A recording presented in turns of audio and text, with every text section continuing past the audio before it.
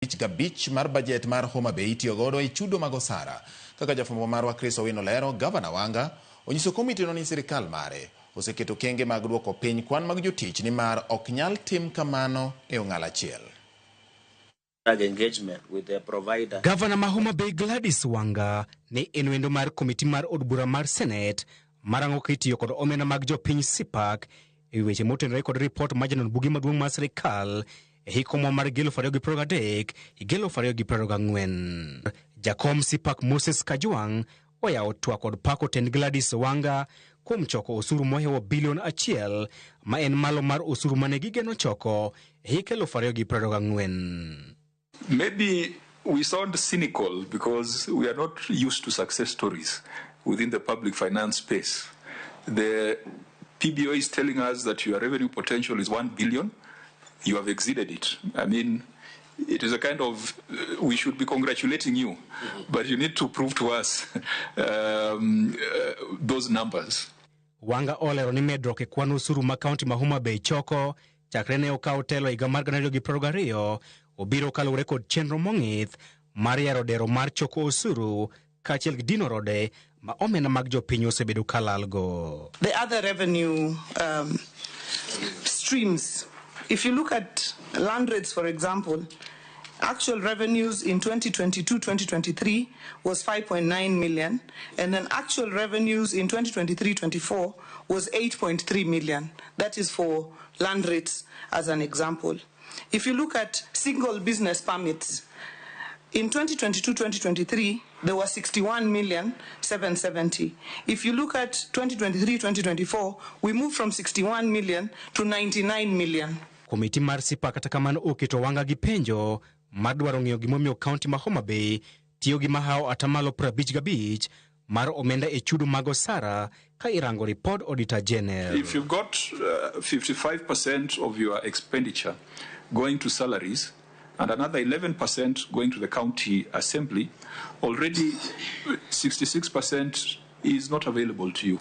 And it will be very difficult for money to flow in that kind of scenario. Wanga oyen gi tiyo gi omenda makore lache chulo jotich osara mak mana ni chenro mar duoko piny kwan jotich en chenro ma ok nyal timo yo ng'ala achiel ka osingo mar duoko piny kwan jotich mos. You know, if you have to remove 500 employees from the payroll and you go for it, you yourself will not be able to sit here in Nairobi. Neither will I be able to sit in Homa Bay because it's a community government and it's a very political process also. So Senate ka opogore gi duoko piny kwan jotich, Wanga oyango ni giseketo chenro mar tieko wach ma jotich manyawawa ka gitiyo kod lony manyasani. We had over 2,200 employees on a manual payroll as of 2022. We have moved all of them, got for them PF numbers, and moved all of them to the IRIS. That is how serious we've been on this matter of HR. Thank you, Chair. Komiti mar sipak bende oketo Wanga e koke mar lero gope mohewo $1 billion ma contractors bandho tend county ma Homa Bay.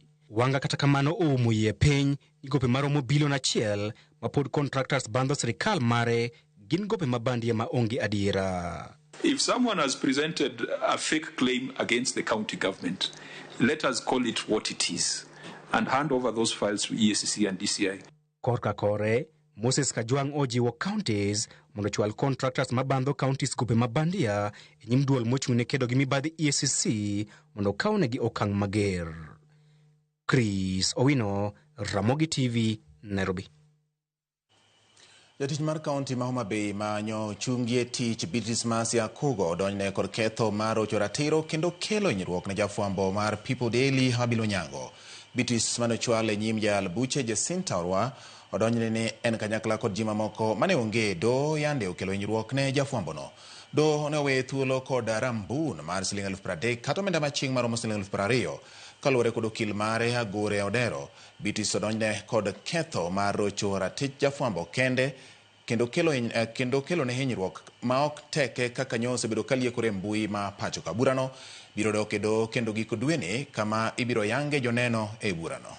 51 of the Penal Code, and the particulars are that you, Beatrice Masia Kugo, on the 14th day of September 2025, at Lake Front in Homa Bay Sub-County, within Homa Bay County, with others not before court, you willfully and unlawfully assaulted Habib Onyango Olo. The accused person is admitted to a bond of Kenya shillings 30,000 with a surety of like sum, cash bail of Kenya shillings 20,000, pre-trial conference on the 30th of September 2025. Otherwise remanded in custody. She's been charged with the offense of assault, not kidnapping, as it appeared in the social media. We, as the lawyer for the complainant, for the accused, I would ask the complainant to withdraw the issue of kidnapping and apologize accordingly, because what is before court is totally different with what is going in the social media.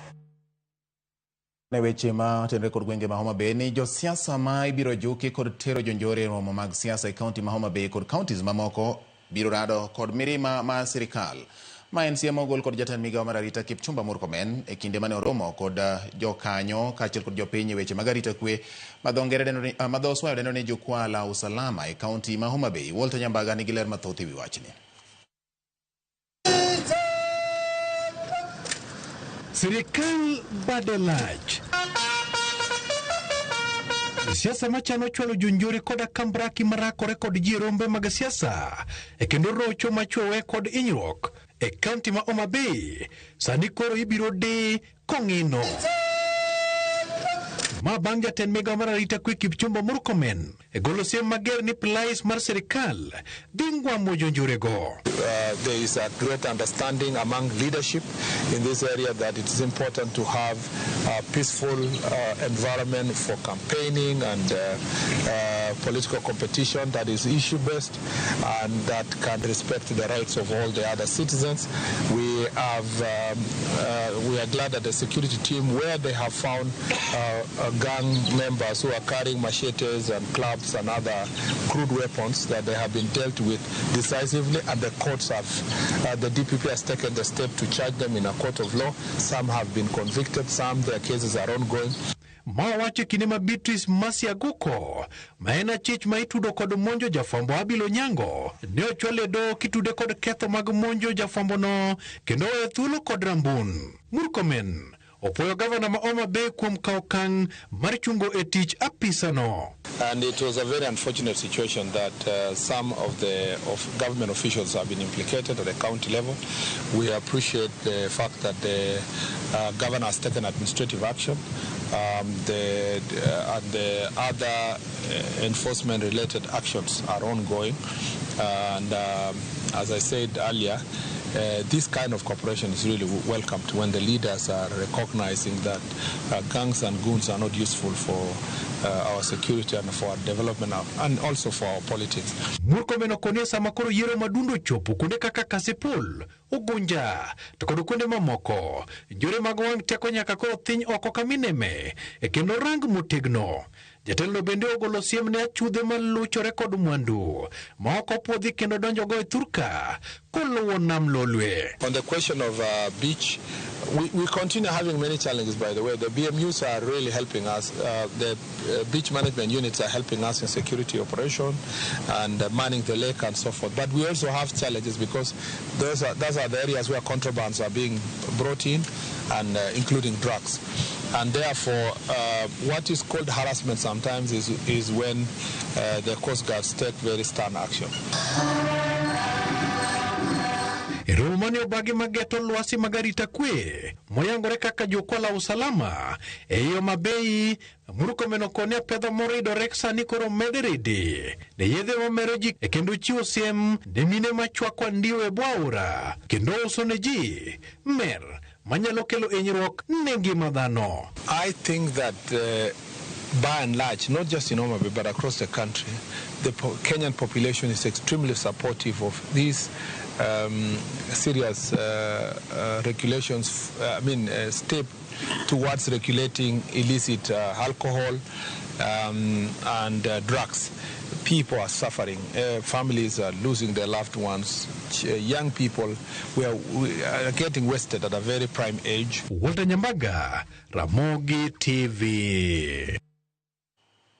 Board mochung'ne yiero e duond bura mar ODM koro biro bago welo mar jogo malaro otiko mar duond burano ne yiero adundo e yo mar ombulu ma opondo midendo gi dho ngere ni secret ballot magibiro e kinde mamoko kuom jolar kom e yiero ma adundo mag kuonde chung' od bura ma Kasipul kod Ugunja okwero jotelo mag ODM mondo kik donjre e wach mar welo ma ichano bagi juma manyien.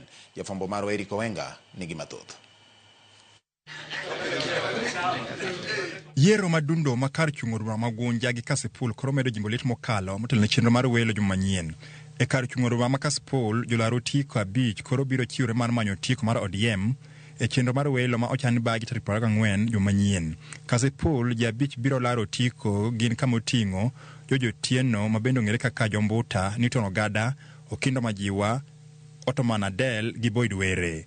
Romo mane kuku mar yiero mar duond bura mar ODM obago kawuono kotele gi jakom mar kukuno Mikayi Emily Awiti ne gichopo e winjruok ni welo ibro bago e yo mar secret ballot.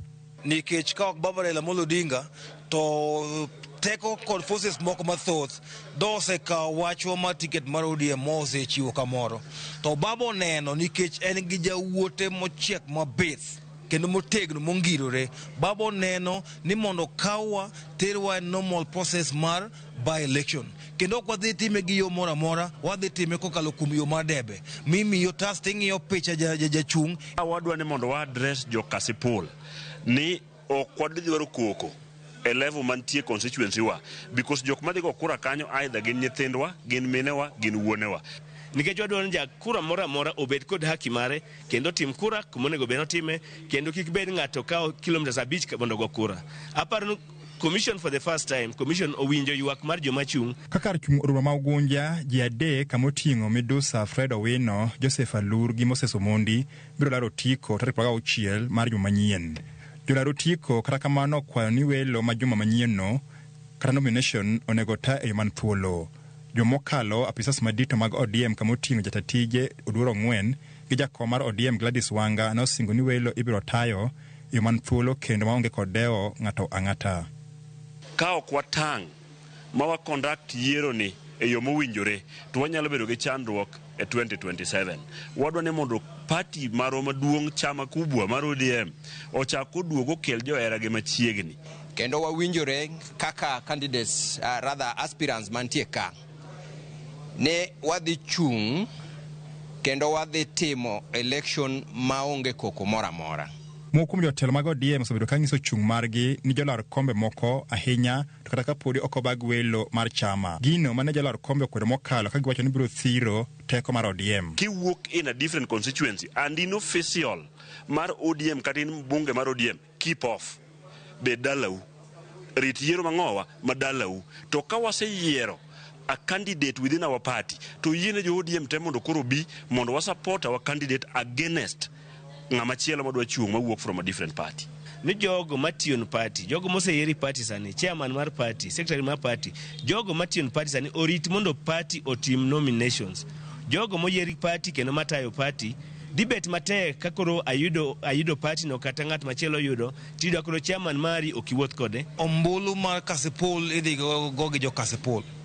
Kato wadhi timo ombulu kokalo kuom yiero mar ballot paper ma ok gidhi ti gi tab. Onge ng'at mowach malongo ni mondo wene wadgi to ji dhi wuoyo gi jopiny mondo jopiny oyier ng'at ma gidwaro ma giparo ni nyalo kelo loch makare to gi kweno madwarore Kasipul. Duol mochung'ne bago yiero e Thurka mano IBC ochano bago yiero ma adundo tarik 27 dwe mar 11 nyaka alwora mamoko mane odong' thuolo. Eric Owenga, Ramogi TV, Nairobi. Kawasuri nyakora mogi do mamalo wito oko dwaro mar apis jomin buche ODPP mar wito oko buch mibadhi mamieno jatend migawo mar riwruoge saga kaachiel kod ohelni matindo Wycliffe Oparanya e wi mibadhi mar omenda maromo $56.7. Do wacho ni dwaro makamano en ataro mar chik kendo thiro dwaro mar bedo kod bidhruok kod adieri e buche mag mibadhi. Do wacho ni apis jomin buche ODPP ne odonjore tije mag duol makedo kod mibadhi e pacho ka EACC bang' rango neno manyien manokel kod okinde mag Oparanya kendo bang'e golo paro mar wito oko burano ma EACC owuon to wacho ne otimore kata obedo ni gin to gidwaro ni mondo omak ne Oparanya buch mibadhi kaluwore kod neno maninitie.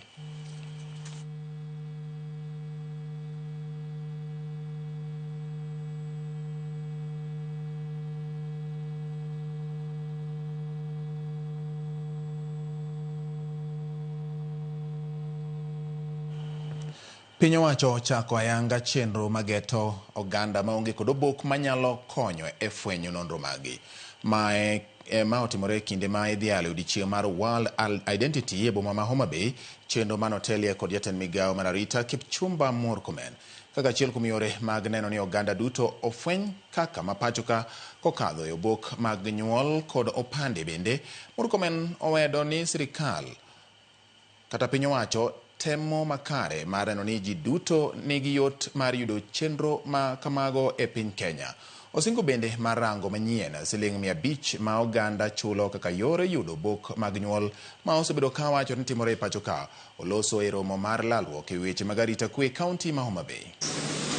For first-time ID applicants, it's estimated that over 1 million people are just living within Kenya without ID. Therefore, they cannot be employed, they can't get share, they cannot vote. There are so many rights they don't exercise and the benefits they don't get from their own country because they don't have national ID.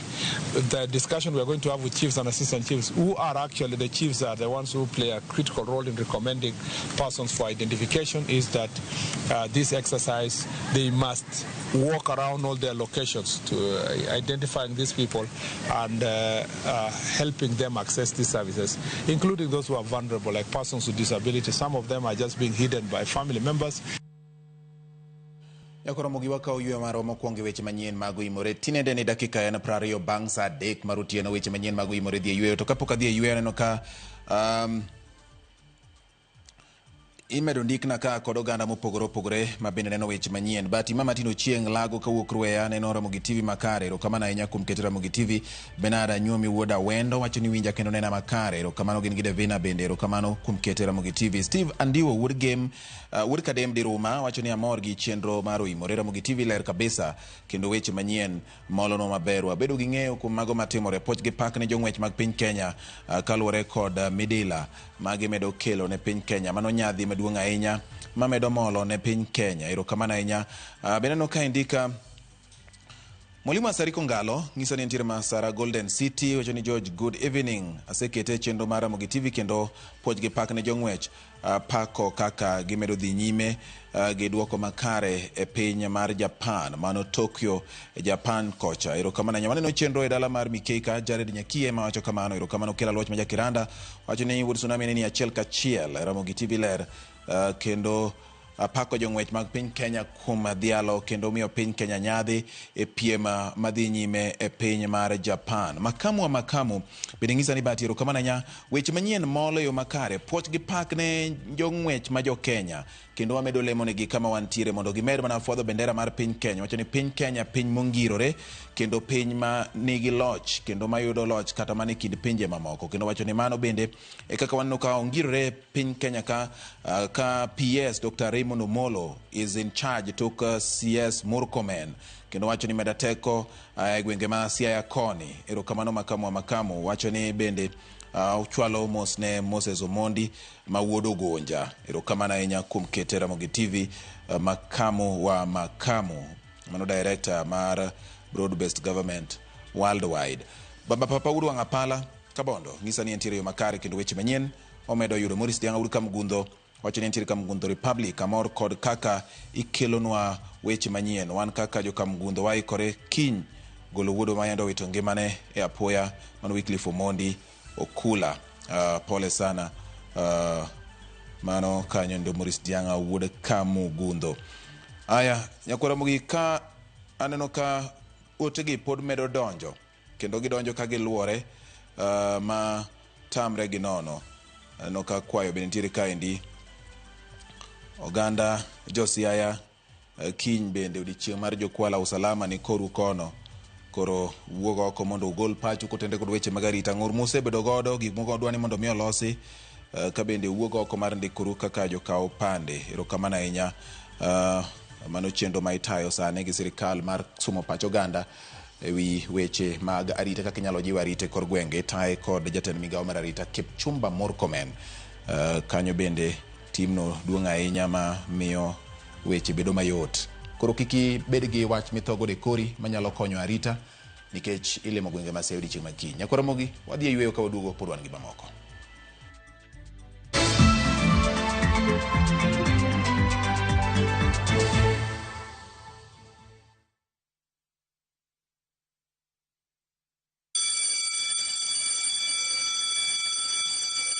Back to school is here. Citizen Duca has everything your child needs at unbeatable prices. Scientific calculator at only 1,275 shillings, down from 1,399 shillings. Transparent clipboard at 175 shillings, down from 290 shillings. Mathematical set at just 215 shillings, down from 300 shillings. And color pencils at only 105 shillings, down from 200 shillings. All delivered straight to your doorstep. Shop now on Home of Discounts. Citizen Duca, home of discounts. Rudishiwa 100% transaction fee ukitransact na any pay bill across the country. Ukitransfer chapa from your bank to Airtel Money. Ukiwithdraw chapa from an Airtel Money agent. Buy Smarter Bundle today. Dial *544# or use My Airtel app. Na bado tuna grow. Asanteni wa Kenya.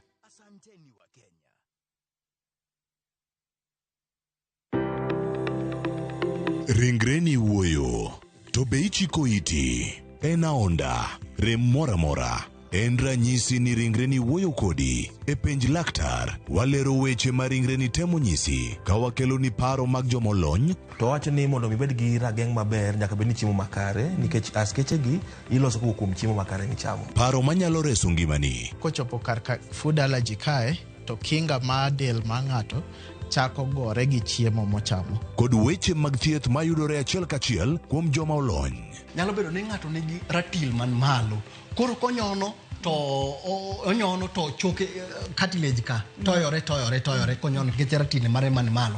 Mano nyalo miyo bende ng'ato nyalo yudo arthritis no. E penj laktar gi Ruth Otieno, wuok tich nyaka tich abich, saa 12 odhiambo, mana e Ramogi TV.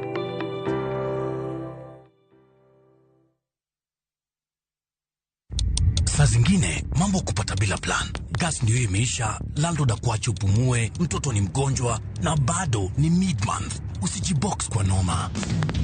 Piga *531# and sort your emergencies with my Mobi Civil Servant Loan, iwe usiku au mchana. Kama wewe ni civil servant, sasa uko sorted. Dial *531# and get up to 20,000 shillings and pay from your next payslip. No paperwork, no guarantors, no drama. Ni wewe tu na simu yako. Register now and see your limit in seconds. Built for Kenyan civil servants. My Mobi, iko sorted.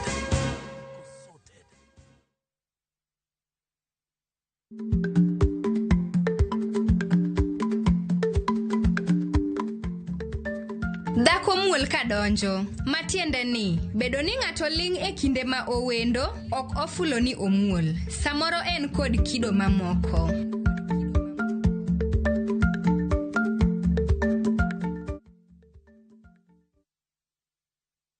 Introducing Wigo, your trusted ride. The ride with the most reliable, verified, efficient and transparent drivers. With fabulous cashback incentives for passengers, each trip on Wigo feels like an upgrade. Download Wigo from Play Store or App Store or SMS Wigo to 20425 and ride with confidence. Wigo, let's go.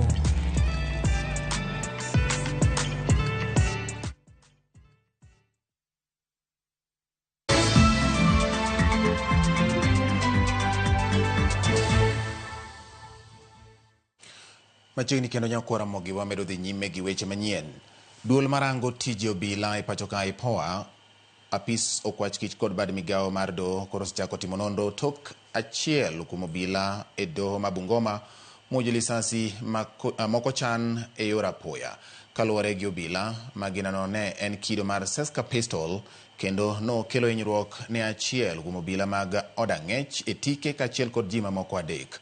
E kindego obila omedo singo arita makare ne oganda kod apisas mag doho ka koro nonro dhi nyime mar fwenyo ni to en yo mane mane lisasino omuoch godo.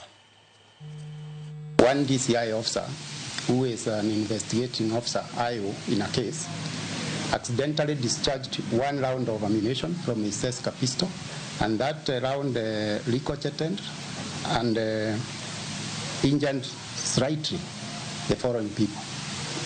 One prison officer who was injured at the shin slightly, and two male civilians and another female civilian, both slightly.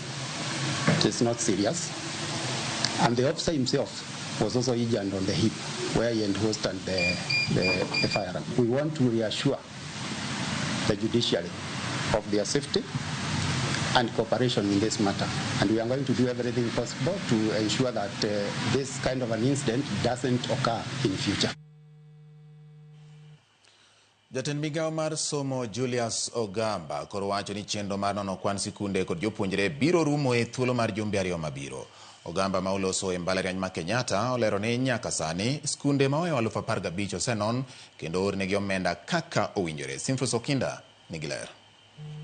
Ma en juma mar adek nyaka ne yaw skunde ne tam mar adek. Thoth skunde ma pacho ka nyaka sani pod ok oyudo omenda mar siro somo. Kaluwore kod migao mar somo, chenro mar nono kwan jopuonjre kod skunde ma yande ochungo oro omenda skunde koro ni to gik rumo.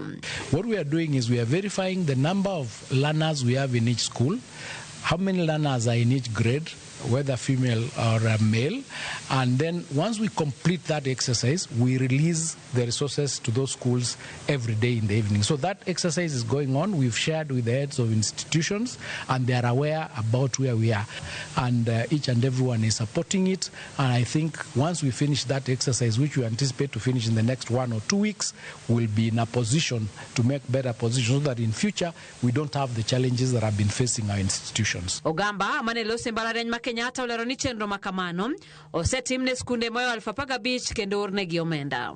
There was an audit that was done and released by the Auditor General that was indicating that the figures that have been there within the last 4 years may not reflect the correct position that is in the market. So that verification exercise has been going on, and as of yesterday we had verified a total of over 15,000 schools. What we are doing is we are verifying the number of learners we have in each school, how many learners are in each grade, whether female or male, and then once we complete that exercise, we release the resources to those schools every day in the evening. Magitimore kine maluro nitiere ni moko kuom sikunde kidek loro apoya kalore kod nok mar omenda mar siro jopuonjre. Jaod burano oseo sirikand Kenya Kwanza kuom siko leo kod omenda mag siro somo nyaka ne odonje telo.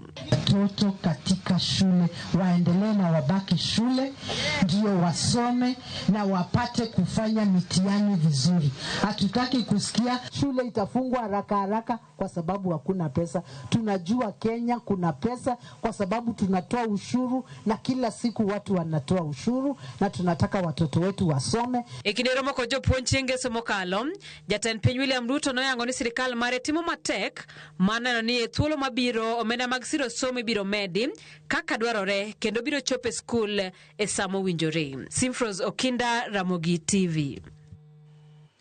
Jaod bura malego Usonga Samuel Atadi dwaro ni gavana ma Siaya James Orengo wuog eler ewi wach ma okwako ndiko e tich jotije moko manyocha ne ochungi e tich ne gin jotije manyawawa kata mabandia. Atadi wacho ne nyaka kaw okang' ne ji ma itudo kod wach ndiko mar jotich makamago makwan gi romo 380 nyakora mogik masani iwacho ne gin jotich mabandia e kaunti ma Siaya. Steve Biko nigi ler. Ndalo manok kende bang' duol mandiko jotije tich e kaunti ma Siaya, riembo jochiw thieth 382 kitudogi gi yudo tich e yor mibadhi.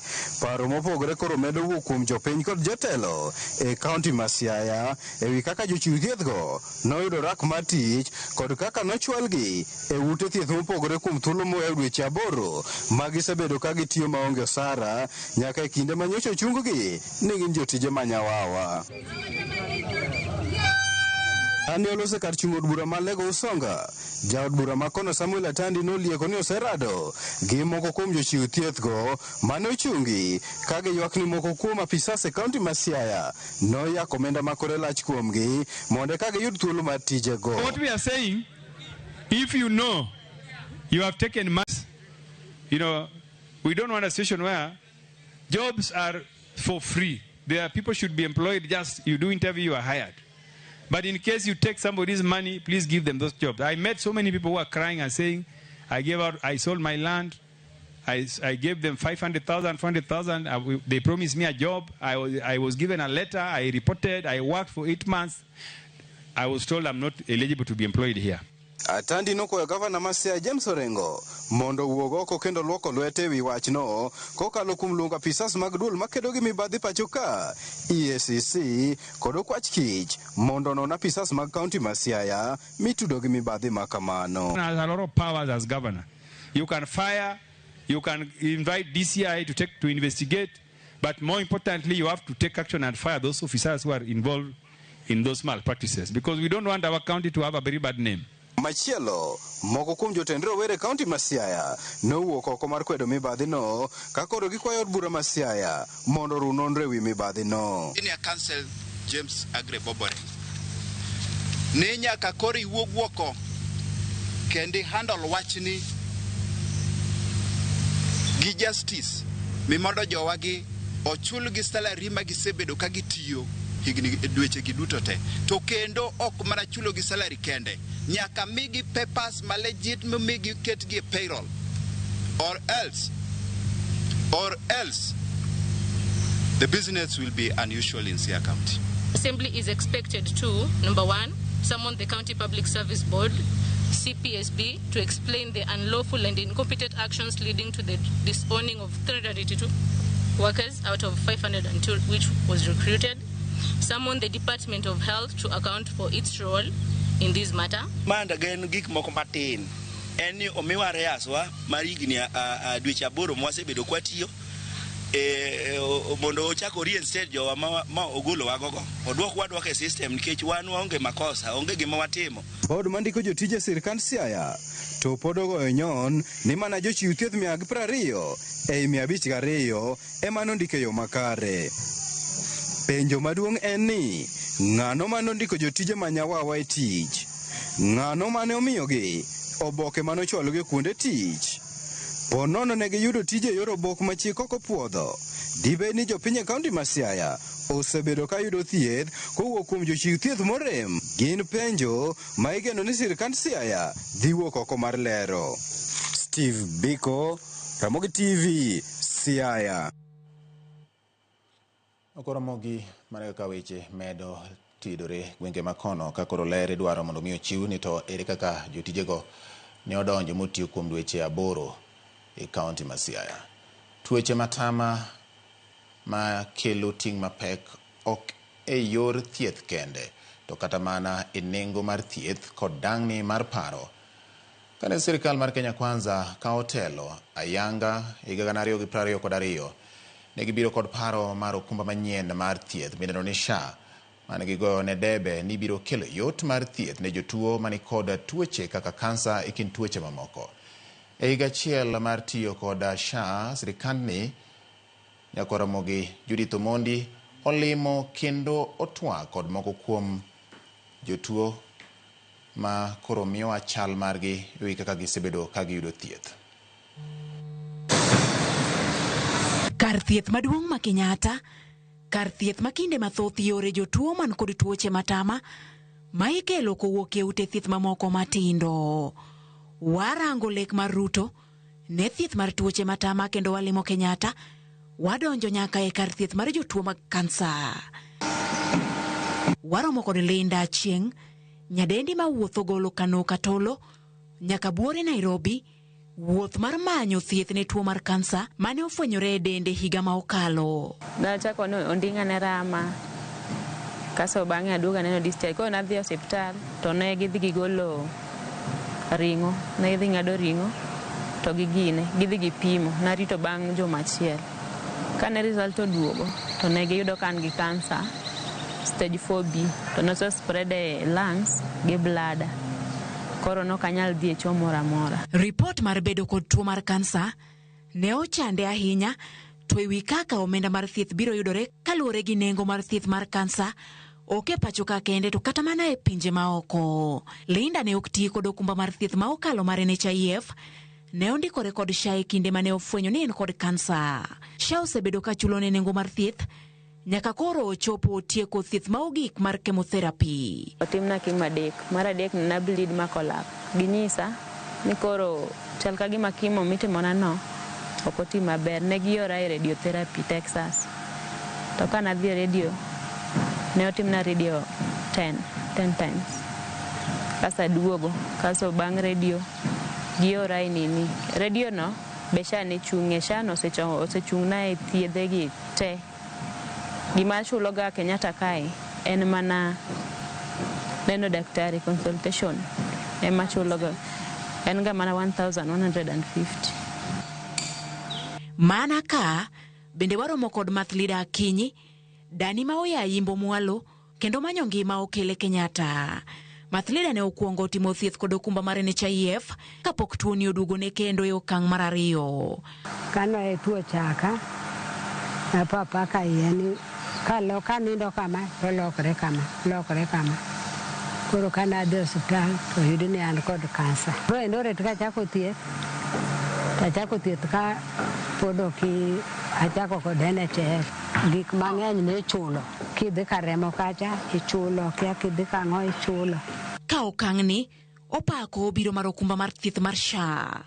E okumba mar thieth mar SHA, jotuo mag kansa ni kod omenda mar thieth mar romo Sh400,000 higa ka higa, ka bende omenda ni poni orumo, to agulu mar Emergency Chronic and Critical Illness Fund medo maromo Sh150,000 higa ka higa. Ne jodhier sa konyo. To ka koro ijameu, to koro beda ni in koro ibiro chulo pesa. Koro sa ber. Ano se konya nikech ok danyala. Kopogore kod thieth mar kansa, walimo bende jotuo mag nyarogno mana e kar thieth ma Kenyatta. Ma Benson Kamau, e lai mar jotuo mag nyarogno, obiro kao yath. Motelo ne SHA, Benson ne tiyo kod okumba mar thieth mar NHIF, ma okoni ne ok yiene kao yedhe, kabiro mar SHA okelo geno kod yot, jatuo nyaka sani kao yedhe maromo Sh10,015 dwe ka dwe. NHIF ilikuwa inalipa dialysis, lakini kuna vitu zingine haikuwa inalipa kama dawa zingine za kuongeza dawa inaitwa iron. So hizo haikuwa inasimamia hiyo wakati. Lakini ukilinganisha hiyo wakati na saa hii, at least kuna mwangaza mzuri. Kuanzia kitu kama Januari hivi, ndio nadhani tulianza kupokea SHA. Ikawa SHA saa zingine ilikuja na program inasaidia kama uko patient wa figo, kunasimamiwa around 200,000 kwa paia. E okumba mar thieth manyien, agulu mar thieth mar nyarogno, limbe mag laktar mar rango nyarogno kapok oloki, kata otim bero, omi Sh150,050, bero kata loko nyarogno, aguche omi Sh700,000 higa ka higa, ka klinik mabiro bang' loko nyarogno, to omi Sh200,000 higa ka higa. Kata bed ni thoth jotuo mag tuoche matama, koni SHA okelo fuongruok, pod nitie ywak ahinya te wi lai ma SHA tiyogo. Gikoni lai manyasani, deko thieth kendo kao kinde malach mondo mi opuodh thieth ne jatuo. Kopogore kod ma, bende koro nitie ywak mondo mi ober ute thieth manie gwenge, ahinya to rang'iny mar chiwo thieth ne jotuo man kod tuoche kaka kansa, nyarogno, oboe kinde mamoko. Hizi hospitali za kutreat kansa wazipeleke kule mashinani. Pale kule mashinani huko hizo. Wanaweza peleka kule Siaya, peleke Bondo, ama kule Butagulu, zikae huko, mali wagonjwa they can access these hospitals easily. Hii service unaweza pata rahisi. Ywak bende podo kwako kumbani ewi kaka gichulo gope mag ute mag thieth. Judith Omondi, Ramogi TV. Riwruok mar Nasese County ma Siaya obwogo mar bolo gigegi mag tich piny kendo chako ng'anyo mar tipo chakre otieno ma kawuono. Gino mabiro rocho chenro mag thieth e ute thieth mopogore opogore e kaunti ma Siaya. Ma biro tok tend kaunti ma Siaya rem keto e tim winjruok mane osebedo e kindgi kod nases go ma dwe achiel mokalo. Kotelgi kod jagoro margi Kennedy Amisi, jochiw thieth go wacho ni ne gichuno kata ne ochunogi mondo gidhi e ng'anyo, kata ne gichungo ng'anyo mokalo nyaka romogi bang' ne tend kaunti ma Siaya singo mar bero ne gi lwasi mag tich kama oting'o medo gi osara kaachiel kod omenda mabalang' medo nyiewo gige tich koting'o lep tich e kind ywak mamoko. Chakre kawuono sa 6 otieno, jogo machiwo ga thieth miluongo ni nurses ma nie e osiptal mar piny owacho, chakre kawuono gotieno aka gidhi bedo e kuonde mag chiwo thieth nimar winjruok ne waketo e kindwa gi county government ma Siaya me en ng'ano mondiko wa tich, to winjruok man waketo gi duto te onge ma county oketo e tim kata nachiel, kata kwa wacho achiel kuom gi mar ng'iyo ni pesa ming'ado ga kuom jotichni ma county ne en gi uweso mar mondo olos kapod ne ndalo 30 mane waketo e lwetwa chande pok orumo, to ma bende duto te pod county ok ong'iyo wachne. Wadok e strike nikech ne owinjre ni gidhi chulo third party deductions, pesa ma ing'ado ga kuom osara ma kaka mag loan michulo go SHA, mag insurance, mag SACCOs, to nyaka kawuono ok gichulo. Kendo banks olowa gi simbe, kendo pesa matin modong' mochule bank cha ging'ado. Kar thieth mar mine kod nyithindo ma oger kod omenda maromo siling $50 million ma gedo mare osir kod M-Pesa Foundation kotenore kod sirikal mar kaunti ma Migori oyaw ayanga e osiptal maduong' ma sub-kaunti ma Awendo. Jojuma ne oluwo chenro makama kendo ma isigana. Kar thieth ni mar mine kod nyithindo bende ne oyaw ayanga kod gavana ma Migori Ochile Yako kod jakom mar M-Pesa Foundation Joguto igeno ne dhi konyo duoko piny thoge mag mine e kinde mag nyuol. En kar thieth mantie kod kar bero kod jolony e tuoche mopogore opogore e kind mamoko. For women to have safe delivery, they require an environment that is properly equipped to support delivery.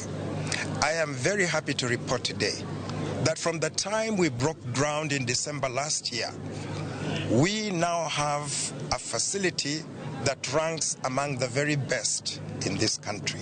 The county government of Migori, headed by myself, has been able to recruit staff, deploy them here, has been able to purchase medicine and other equipment, and is now fully operating this facility. Jakom mar M-Pesa Foundation Joguto wacho ni M-Pesa Foundation ne okawo okang' mar jolo kaunti ma Migori e gero kar thieth ni mar mine kod nyithindo nikech lipode nyiso kaka kaunti ma Migori pod kwan mine mathoth wito ngimagi e kinde mag nyuol. It is our hope that as we go forward, the very high maternal deaths will come down.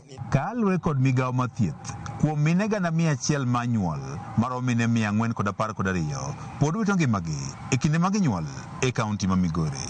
Lipot mogol kod migawo mathieth e kaunti ma Migori bende yango ni kata bed ni piny owacho osego okang' mar kedo kod thoge mag mine e kinde mag nyuol e kaunti ma Migori, pod nitie kwan mine mathoth ma wito ngimagi. Miyo nigi opek en gi tuo machalo kaka pressure ma miyo nigi pregnancy. Pressure ka nitie gima thiedho tek to bedo dala ma samoro biro ka koro osayudo ka pressure koro yudo waluongo ni eclampsia, oyudo ka koro osayudo complication mag eclampsia, kobiro hospital tiyudo ka koro samoro koro konyo bedo matek.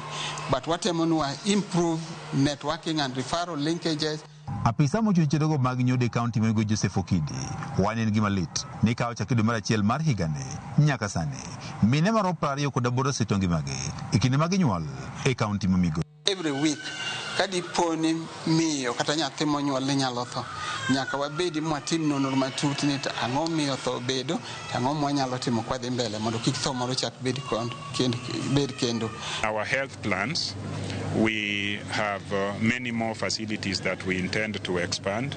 We are investing heavily in equipping facilities. Thoge mag mine e kinde mag nyuol osetudi kod gik mathoth ma oting'o nok mag kuonde bero e osiptende e kaunti ma Migori. Pek e golo jotuo kawuok osiptal machielo ka itere machielo ma idendo kod dho ngere kaka referral system. One of the factors is the absence of theatre when a normal delivery is not possible. It is important and imperative to have a theatre close by or within the same facility where the mother can be attended to by a more specialized person. In this facility we have a theatre and it's operational. Diego man samoro miyo wabedo gi maternal death machalo kaka referral services. anyalo wacho ni sani sirkal marwa, the health leadership together with the office of our governor, nitie mang'eny mwasatimo. Moko kuom mine mapek bende lipot yango ni chope kuonde ute thieth ma odeko gino mamemo kuom gi bende koro wito ngimagi e kinde mag nyuol. George Juma, Ramogi TV, Migori. Koromogi bang' wuok Migori koro wadhi ane gwenge ma Kabondo. E chenro mar ng'e gwenge wa wadhi nyaka Kabondo e kaunti ma Homa Bay kama jafwambo marwa Millicent Adhiambo goye tach mar twak gi jopiny ma gweng' midendo ni gweno kipodi. Sigand gweno kipodi chalo nade? Ma e ng'e gwenge wa gi Millicent Adhiambo.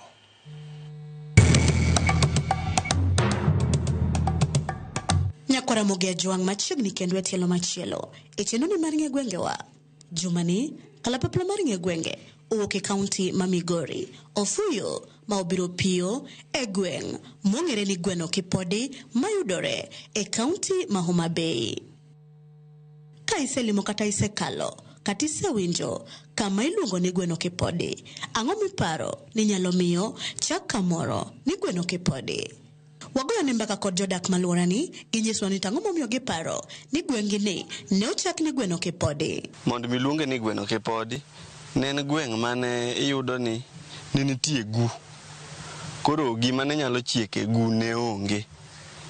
Koro guni mondo mi ni pur ni gwena mondo mi iyud kamoro minyalo pur. Koro kata king'iyo ka iyudo ka ena gu. In fact, kata kichako puro ka boyudo ni kaki medo dhi piny en mana gu. Koro ne jomo puro around ka ng'eny gi ikuongi golo gu mondi mabe jomoko be ne kelo nyakalo. Version mar ariyo mar story mar gweno kipodi kata nying mar gweno kipodi ni en ni joma chon kata jodongo no believe kata ne giyie ni ng'ama miyo kata ng'ama dhako ka ne tedo gweno to noko yiene kao lemo mora mora kata bed mana kado. Nying no wuok e area ka kane nitie jodongo adek mane nie gweng'ni, joko kwaro, joko widi, joka nyal.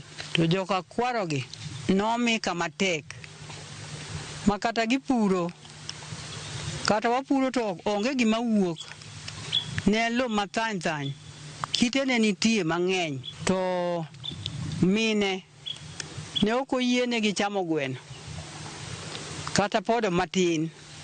Koro gineno ni yawa wan gweno ok podi to lopwani en bende ochalo mana gweno, ochalo mana gima ok podre. Ka wuonewa ne obiro dak ka mondo gipure to ne giyudo ka lobni tek mok nyal purore. To koro ne gipime gi kod kit joluo moro ma wach ne gweno ko oyang' to jaduong'e machamo te maka dhako wang' ochuodo bathe mo mathin to ibiro fwenye no chamo gweno. Koro miyo ne ging'iyo lobni to nok en gima inyalo puro, kigoyo kwer to kwer ok donji, opodore mathin. Wekoro wawinja nena ni adieri motenore kod kuku mar wach ewi gima nomiyo chak gweng'ni ni gweno kipodi ni kanye kawuok kuom jodongo mane nitie kanochakore to ne ochakore nade. Sama koro wantie ni oula oseimo gik momiyo ni luonge ni gweno kipodi, tinde nyalo nwang' kopodore. To ne en kite molawre, kidi mar guno olawre ka to gi kidi machielo miluongo ni kit ombo. Ka gidhi giriwore wang' achiel to koro gitegno gik machalo kaka kwer mating'o ni ok igomut donjo. Kwer chikore achika ok podre. E ndalogo mine kata kanyako adalagi to biro tedo. Inyalo miye gweno mondo losi to ok oyiene chamo lemb gweno kata achiel. Ok opodi kata wich gweno ok ocham, kata mana buomb gweno kata ng'ut gweno ok bed maonge, kata tie gweno magi duto kanyaka nyambi gweno. Ka nyithindo dhirgi gine ma gikawo nyambich gimiyo nyathi, gine ma gikawo mich gweno gimiyo nyathi, gine ma gikawo ng'udi gimiyo nyithindo.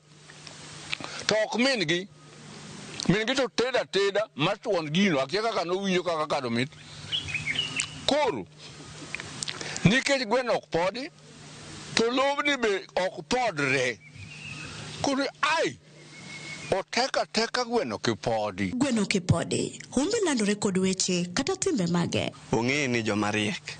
Gweno kipodi en jomo osomo. Ong'ege kaka joma roteke nikech githuthni gi lobni githuthni go matinde gichiemere.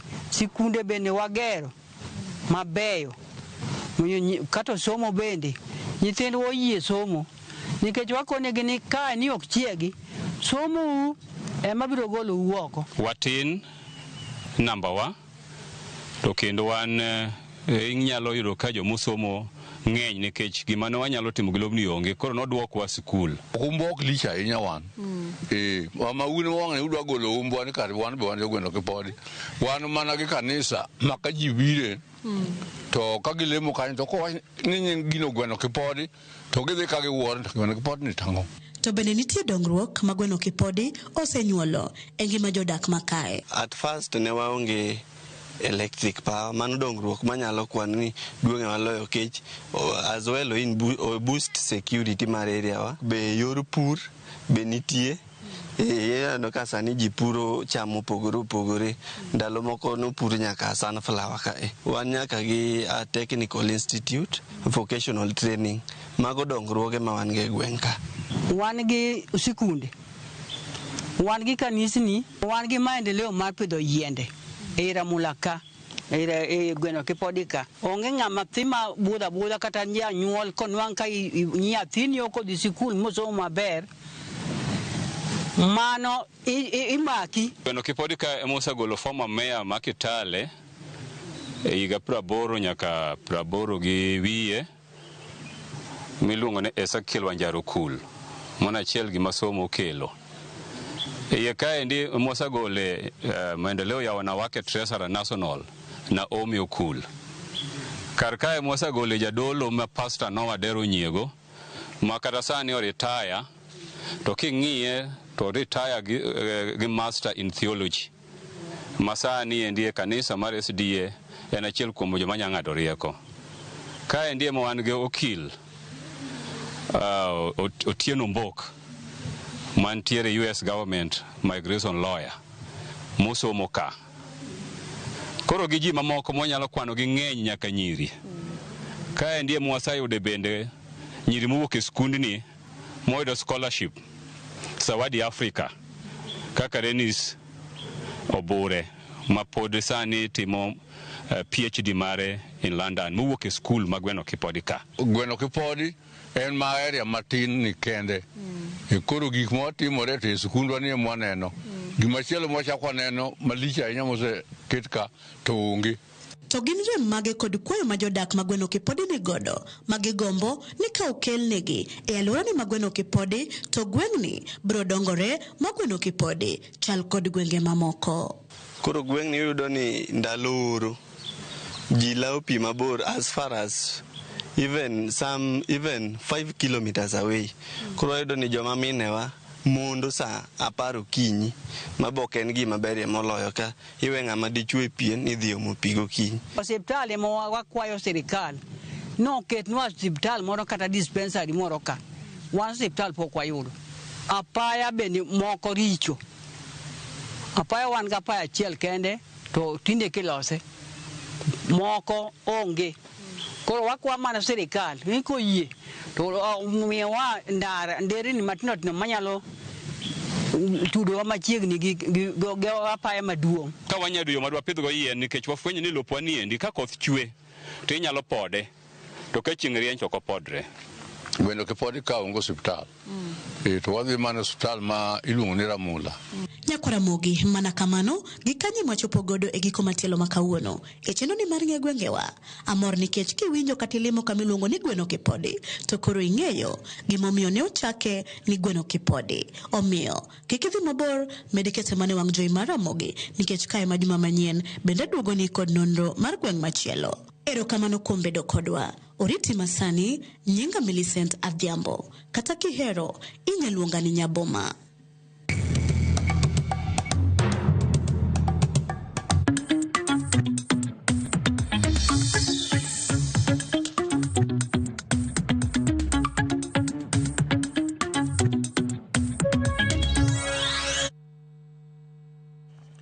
Yakoromogi kaka Millicent Adhiambo ulorore wuoth tino tere gweno kipodi.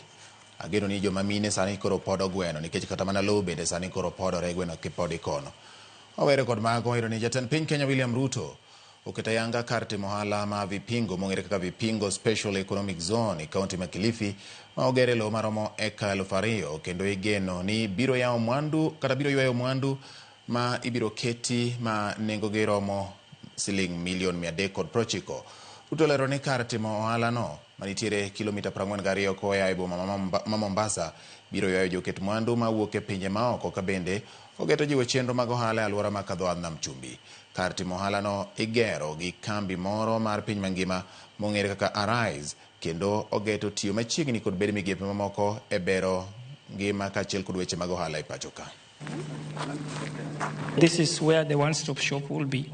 Truck parking. There is going to be an investment in this special economic zone in Vipingo of $3 billion. And I have friends here from Afri-Exim Bank, from Arise, and from our own local investors. We want to position Kenya as the gateway to the bigger market of Africa under the Africa Continental Free Trade Area. We have 1.5 billion people in this continent, and the industrial manufacturing capacity of the future is moving from elsewhere into this continent. And we want Kenya to be the first port of call as those industries are relocating from wherever they are relocating. We as Kenyans must know our 2,300 megawatts cannot drive any meaningful industrialization. We need at the minimum 10,000 megawatts of energy so that we can power the industrialization and the manufacturing of our nation going into the future and position Kenya as the place and the destination for manufacturing and industrialization. Kambi loso math mar soda mar Coca-Cola e bwo chenro margi mar Coca-Cola Funua Flavor Promotion ochiwo omenda mar siling milion 1 ne jaloch margi Emmanuel Kerario gi 10 e gwenge mag Mabera e kaunti ma Migori. Kerario ma jagni 21 ma en japuonjre ma wuok e gwenge mag Kuria obedo jaloch mar adek ma oyudo omenda mar siling milion 1 e piem mar Funua Flavor ma itayo kod Coca-Cola. Nyasi mar chiwo mich ne ochopie kod moko kuom jolendo mag kambi Royal Media Services koting'o Kasuku Raphael, George Kerina matiyo kod kambi mar Coca-Cola e kaunti ma Migori owacho ni piem no pod dhi nyime kendo gibiro medo dhi nyime kod chiwo omenda ne joloch. Nimekuwa nikinunua hii chupa ya glass ya 300 ml nikitumia hiyo kodi yenye inakuanga kwa ufuniko ndani kwa 40341. Siku ya kwanza kupigiwa simu ilikuwa sasa. Sikuamini kama ni ukweli. But nilirudi nikapiga hiyo namba. Agent wa Coca-Cola akaniambia ni ukweli wewe ni mshindi. But bado sikuamini. Sasa penye nilianza kuwa na hope kwa ni ukweli, penye waliniambia nifungue account yangu. Ndio nikaenda nikafungua ndani nikatuma hizo details. Ndio jana sana niliamini kabisa mimi ni mshindi. This campaign started in month of August 15th and is going all the way up to 15th November. We are the participating product, I mean flavors is 300 ml. All the flavors, Coke, Fanta, Sprite, Stony, Crest, even Schweppes itself also. So, and those products are available in the outlets, and exactly that's why the winner, who's sitting beside me, managed to win today 1 million.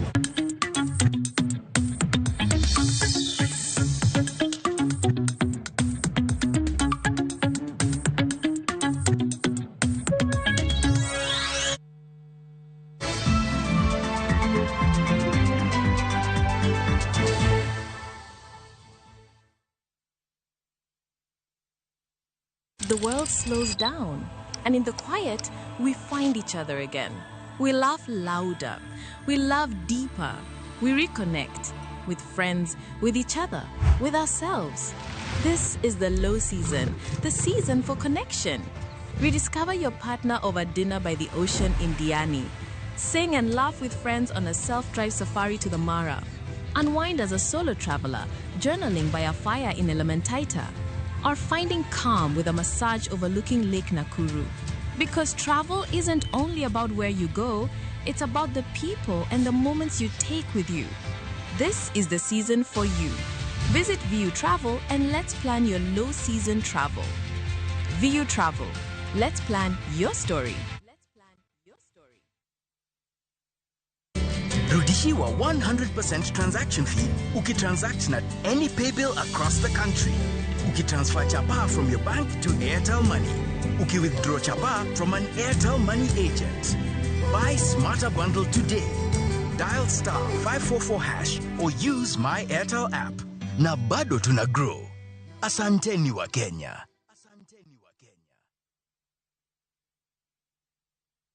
Chakre dona mlulwe, nyaka enderni mag boma maduong. Pesa ka pesa nigi sigande. Kae en kardak mar joloko hala. Growth wa mostly bedo attributed to consistency and hard work. Kokalo kuom jo ohala manyiso rieko margi e ohala mopogore opogore. Ka gima nyaka kuong ing'i en location kamidwa kete dukano. Wapuonji timo ohala okang' kokang', kaka ilose, kaka ipidhe modongi, nyaka kaka irite mondo odagi. Siri mar business wane gimomiyo osebudho kabisa eni itiye gadier. Kae, kama timo gik moko gi kinda, romo gi rieko, kod lek mabedo adiera. Watemo choko artifacts mag luo, to watiyo kod gas decoration e ot ka. Ohala gi mwandu, gi Cleophas Oluoch, tich ang'wen, saa 1:45 otieno. Kik bai. Iseyudo ni kelo nyako chia jolokore nyaje lunga ni sandi nango nyako chia ni yere kendo jalo siko kachandi gimo nyako chia utemo kakano.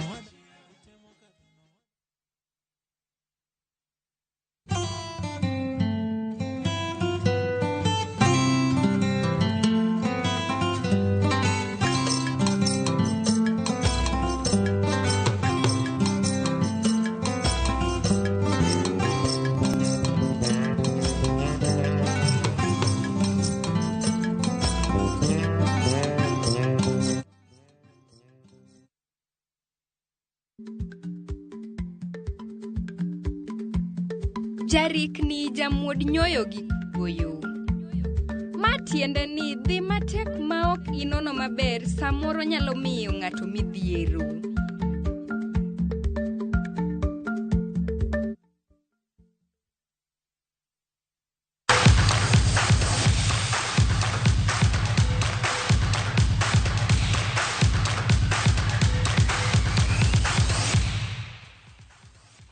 Koromo gimachiegni koro wadonjo weche mag tuke. Riwruok matayo tuke mag adhula e pacho ka Football Kenya Federation oyango kata yao ayanga league mar adhula ma season mag 2025-2026 e nyasi manobagi magawa more buore Nairobi e kinde ma riwruogno geto medo kwan omenda ma joloch mag league dhi godo dala nyaka $50 kuom higni mabiro.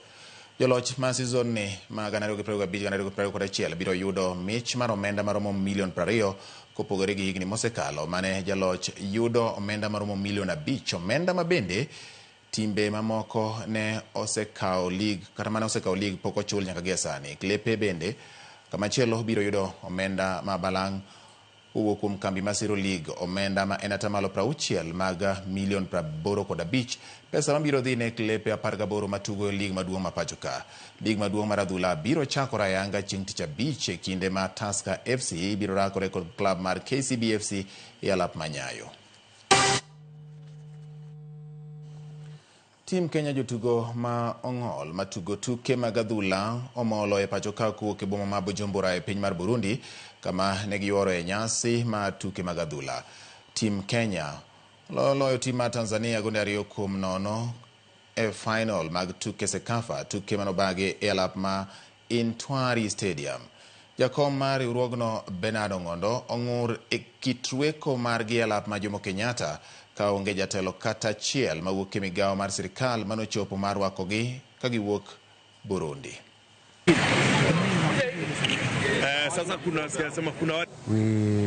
We train very hard for this tournament, and our opponents was not that easy. They were very tough because wengi wao wako na mazoea ya hii game, lakini sisi pia tulishikagamua vilivyo. So tunashukuru sana serikali yetu kutupea hiyo fursa ya kwenda kuwakilisha nchi yetu. Na motivation ya kwanza ni kikombe tumewin. I think hii ndio mwanzo mpya wa amputee football. Tangu tuanze hii game hatujaipata ushindi, lakini kwa sababu ya Mwenyezi Mungu tumepata hii kikombe. Na hii ni motisha kubwa sana kwa hata wale wachezaji walibaki watajitahidi kwa mazoezi. Tangu tu ni kila mtu atie bidii, haujui wakati wako utakuja lini. So niendelee tu na mazoezi. Tutakuona tu na safari nyingine labda itakuwa ni Cup of Nation ama kombe la dunia. Kawasudunya kura mogene club mara JKT Queens maguke piny Tanzania joloch mag tuke Sakafa kidieny mar Wakeni toklo club mara Rayon Sports goal 1-0 e alap ma Moi Stadium